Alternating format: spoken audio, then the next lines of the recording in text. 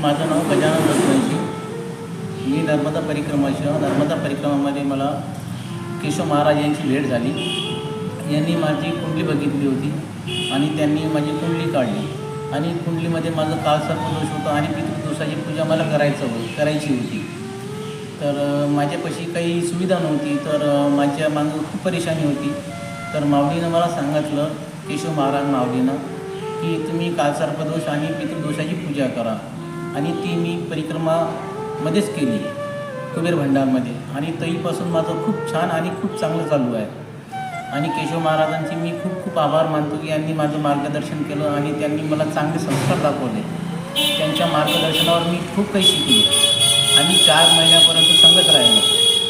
आणि केशव महाराजांना जेव्हा माझी कुंडली बघितली तेव्हा त्यांनी मला पूर्ण डिटेलमध्ये सांगितले की तुम्ही जर ही पूजा नाही केली तर तुमच्या मागं ग्रह